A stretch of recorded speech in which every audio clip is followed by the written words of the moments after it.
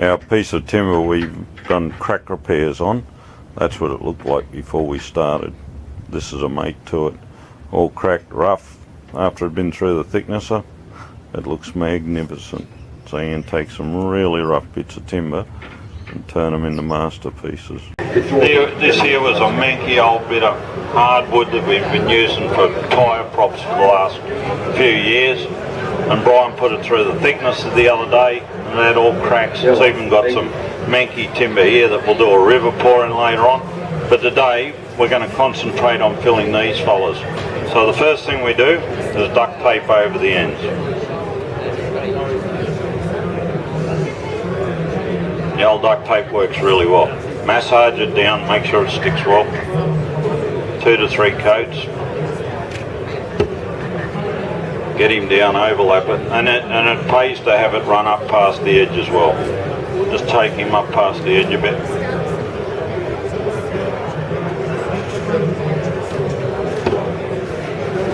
And what we're going to do, I'm not very well prepared here, up on the coarse Charlotte. It's interesting, isn't it, guys? So tape it fairly well. And I'm going to go around the bottom here, just to lock everything together. What you'll note is the importance of not missing steps, and all these little bits matter doing that. So, and you'll see this end will take a bit more to seal. We'll go around the bottom as well. This end. And we'll go along our sides from there. So spend the time and get it sealed well.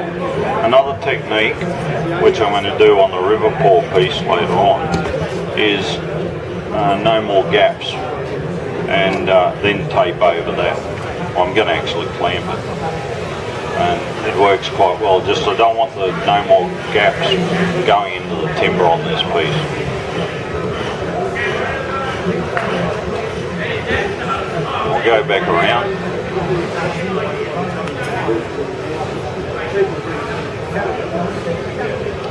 And we're going to use boat coat on this.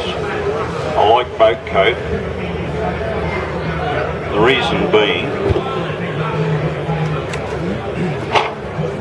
is it's versatile. What we're going to do when we fill the holes, you need to fill these bits along there. We're going to. You don't need to put the tape around there. Oh, you could, but I don't think the holes go right down there. If I thought the cracks, stop it. Yeah. No, if I thought the cracks ran down to the side, I would. But in this case, I'm pretty sure they're going to be concentrated in that area. We'll find out, won't we? We might have a sticky mess everywhere here. So what I'm using is our trial kit. We got the epoxy, and I'm using non-yellowing hardener. And the other part of it's our aquacoat, which aquacoat's got very good UV resistance and goes very well over the epoxy. It sticks extremely well to it. Now, measure cup. So what we're going to do, we're going to use the boat coat. If you feel that it's quite cold, and you'll find it's thick and gluggy. The boat coat epoxy resin is very much like honey. When it's cold, it's thick and gluggy. We're going to warm it. I've got a little microwave here, and we'll warm that up so it's warm to touch, and it's amazing. It's like water. If we tried to mix this with as thick as this is, it'd trap a lot of air bubbles in it, and it'd be thick and it'd be hard to get through. Also, we're going to use a needle, syringe and draw-up needle. So we're going to use these fellas to fill cracks. They're absolutely brilliant. And you'll find when the epoxy's thick, it doesn't want to go through. So we'll give him a quick tickle in the microwave. I'm going to stick that in there for 15 seconds. Whoa, jeez. Told me it's 15 minutes. That's deadly. Next thing I'm going to do is get some gloves on. Always wear gloves. It saves you getting epoxy everywhere. This stuff, you'll be amazed where you'll get it.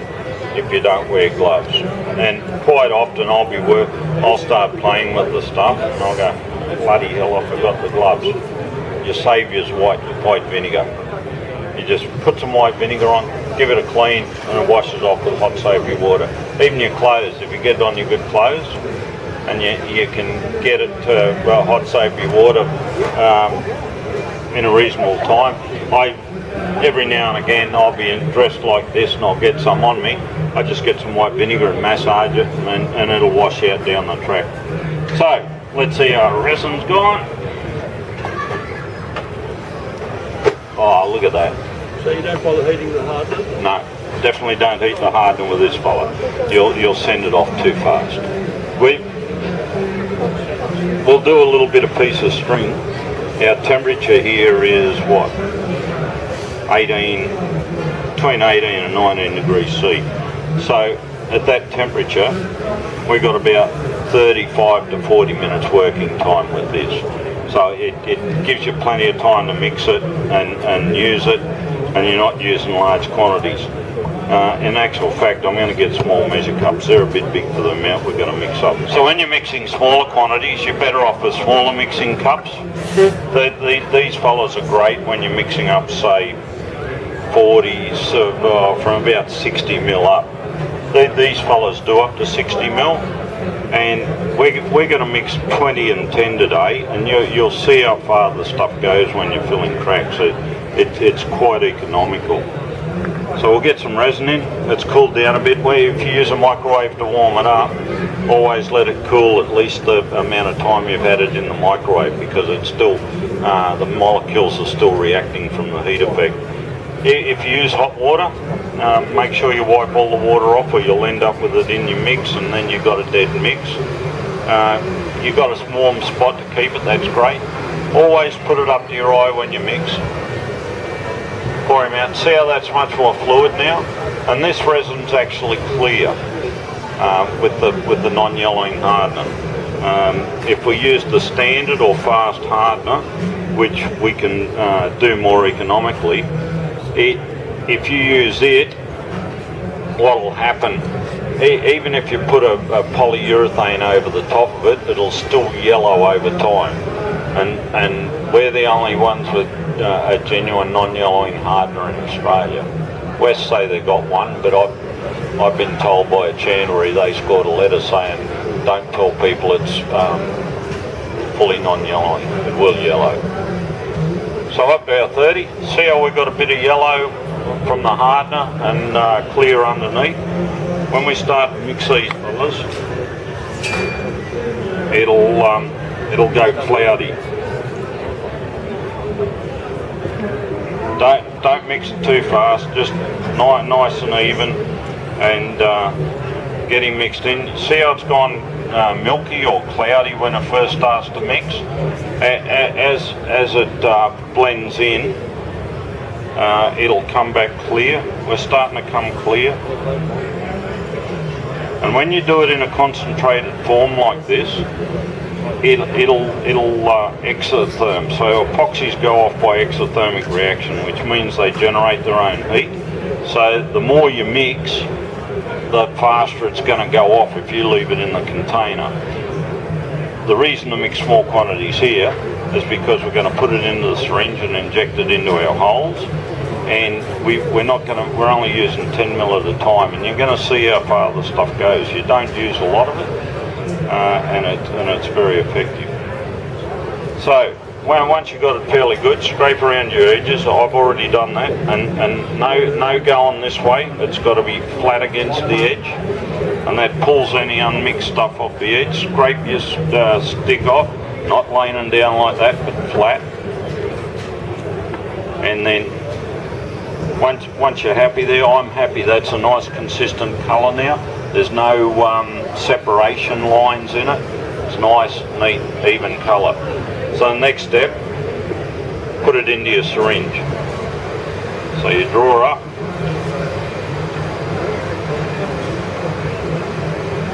Where's our paper towel? Always have some paper towel around, or rag. Wipe it. And if I had some metho here, I dip it in metho, or acetone and give it another wipe off.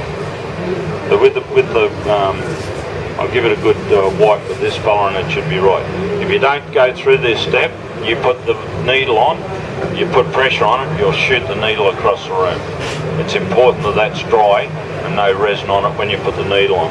And then you just put it down in the hole. And the reason you use this technique is if you just pour it on top, you'll trap it. And in actual fact, I'll pour a bit here and you'll see how the bubbles come up and it takes ages for it to go in. Right? We'll have a little competition. So we've put it over the crack there, and so I fill up from the bottom. Just pull your needle along as you fill it. Keep him going. Now go along.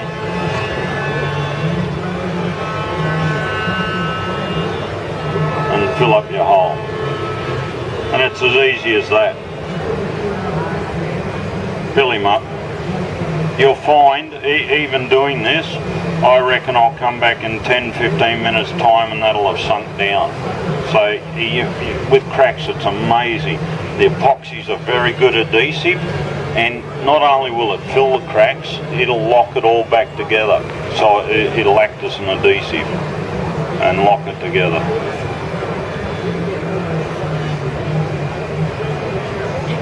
So there's our cracks done. When you've got larger ones like this fella, you can pour it in. So just whack it in. I try to put it on a sloped surface, and if you pour from a height and let it run down in, you'll break a lot of the air bubbles that are in it as you go. And now the epoxy is also a very good adhesive. So you can see what we've used 5mm and we've filled those cracks up. I want this piece to last me 3 days, so I'm not going to fill any more cracks. But that's how easy it is. If you've got a big open crack like this fella, you can actually take the drawer-up needle off and just run him along. The other reason to use these needles is you can control it. You can see when I was pouring it into there, you're a little bit wobbly and it can be hard to keep it in the recess sometimes. But when you use the syringe, you can control how you feed it into your holes. Even these little fellas, you just put a dob on. If they're big enough, you feed the needle down inside them. Another technique to deal with these, just get a countersink bit and open them up a bit, and then the epoxy will flow in a lot better. It's very hard to fill in small holes like this, just filling in from the top. And you can see this one, see how there's an air bubble sitting there? And if you look down here, the air bubbles have already risen to the surface. Now we've got another little neat technique, our bubble dispersant. We spray this on and our bubbles will disappear. It breaks the surface tension. Works really well. So with that they're filled up. And if you look at this fella, see how it's sunk down in the hole? You can come forward and have a look, or we'll put some more resin in there. So don't be surprised, even with one fill, you probably won't fill them. They'll sink down. Some of the cracks will go quite a long way down into the timber, and you've got to be careful that your cracks don't go right through. I fingers crossed, none of these cracks go right through, or we're going to have a sticky mess all over here. Right, so have a good look at your timber and make sure the cracks don't go right through, or you'll get yourself into trouble. With the tape across the ends,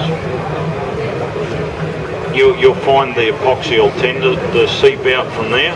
Now there's a couple of techniques you can use. You've got a couple of decent clamps, just get a bit of plywood behind it, right, and clamp it up. Or what I've got a fancy arrangement here. This little tacker, and pull him out. And remember, epoxy doesn't like sticking to plastic, so you just keep your tape away, but your corners will go on. I'll feed him around.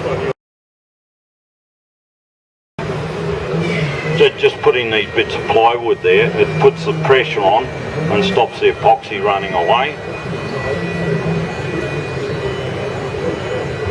And if you hang around for 3 days, you'll find this filled up.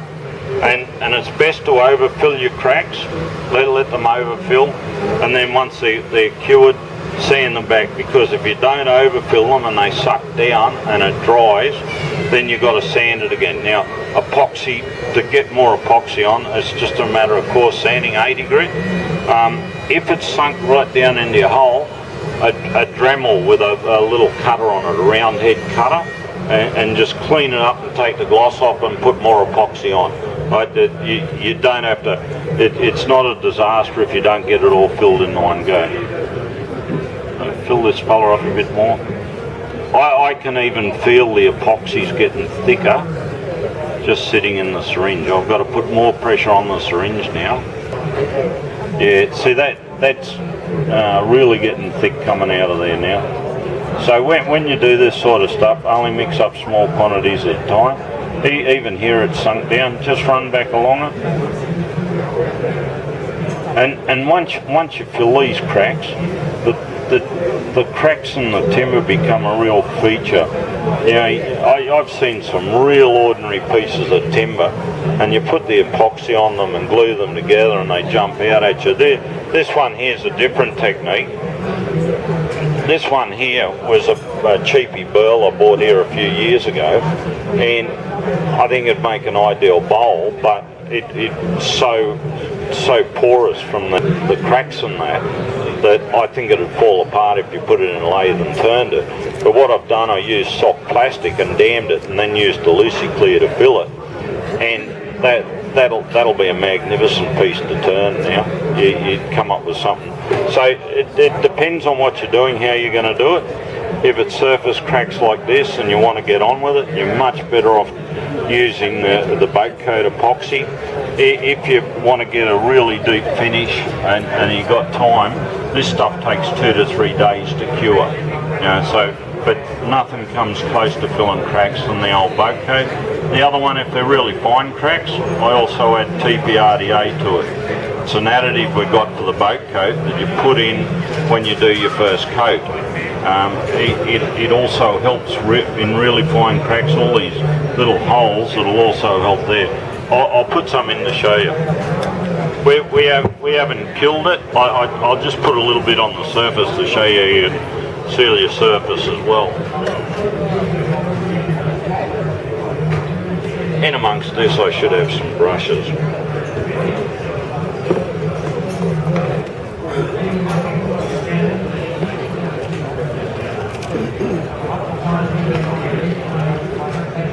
Oh, I've only got 2-inch ones, bugger. Oh, here we are. Here's an 1.5 one. Whenever you play with epoxy, always use white bristle brushes. Don't use black bristle brushes because you'll be chasing the bristles all through your jaw. But no, I'm going to add some TPRDA to it first, aren't we? So what do we got?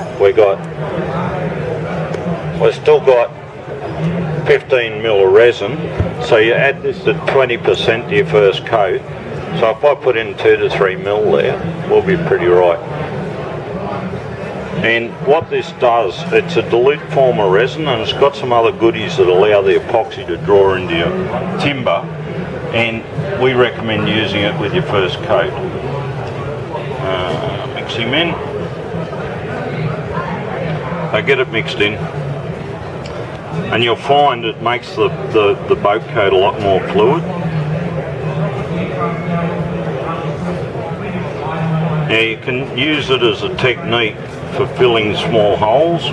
I actually have a pointed screwdriver I'll put a point on, and I use it just into the holes, and if I get an air bubble, push it into it, and you'll find with the TPRDA, the epoxy will run down into the holes easier. It reduces the surface tension. So that's a technique for holes, and to coat it,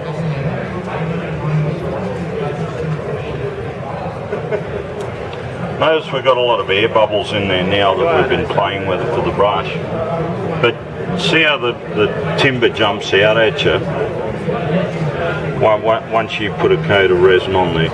And this, even though it's quite old and dense hardwood, that will draw down into the timber with the TPRDA in it. And once you seal right around with the epoxy, so this timber, if you wanted to use it on a table or a feature outside, you seal right around with the boat coat. So you put at least 3 coats of boat coat on after you fill all your cracks and holes, and then from there sand it, coarse sand it. You can, if it's a rough surface, if it's a textured surface, these things work really well in a drill or a drill press. You don't have wires coming off everywhere, but they'll take the gloss off the surface and give you a nice rough surface to finish off. And so those, if it's a textured surface, not a real flat surface, your green scour pads for washing pots and pans, they're quite good. They'll give you about a 240 to 320 finish, and it even pays to use hot soapy water when you do that, and that'll clean any contamination off, because us blokes, we've got a habit of mauling our bits of timber. If your hands are sweaty, that oil can be enough for the coating to stick, and so if you put a coating on and you see it what we call fish eye, the epoxy or polyurethane pull back, that's contamination on the surface. Give it a wash with hot soapy water and that'll get rid of it. And that's it. And then if you want it to go out in the sun and last out in the sun for 3 to 5 years, you use our water-based polyurethane over the top. It's a very, very good UV resistance. It's also very tough. Notice we've got a whole heap of air bubbles come up here, so we'll kill the air bubbles.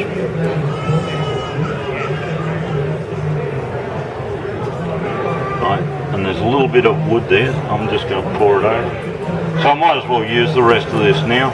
I'm just going to pour it in around this area here. We'll even use it to pour in this crack. No use wasting it.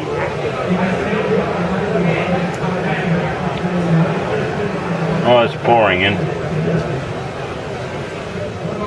Even when they're really fine checks just in the timber, that's a crack. Pour some over that, because you'll be surprised how it'll draw down into those checks and it'll lock them back together. It's brilliant.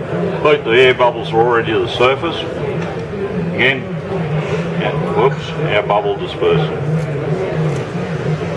These brushes, if you're doing multiple coats during the day, when you clean your mixing container, so I keep some used acetone, fresh acetone, bit of dirty acetone into your container, brush, clean them, and we have a bit of cardboard on the floor. It's not there because I'm lazy, it's because we flick our paint brushes on it and clean them. Then a bit of clean acetone, wash your brush, wash your container again, and once you do that, you'll be able to see your measure marks, and you can keep using those two all day. So you can clean them and keep using them. At the end of the day, you know, these things are only $1 or something like that. Throw them in the bin and get a new one tomorrow. Don't muck around with them, they're not worth the time and effort to clean them properly. Good afternoon, customers. And that's it. Any questions? The tools and marvels of the show. Please be aware. What's the bubble disperser? Yep. What is that? Oh, a trade secret. Brilliant. Absolutely brilliant. And it's totally compatible with the epoxy. Yeah. And that's how you make old pieces of timber into beautiful pieces of furniture, decoration, whatever you want to do with them. Once that's cured, you can saw it the whole lot. So you can do all sorts of stuff. You could then machine that. Now, up to you what you do. So don't ignore those manky old bits of timber laying on the side of the road.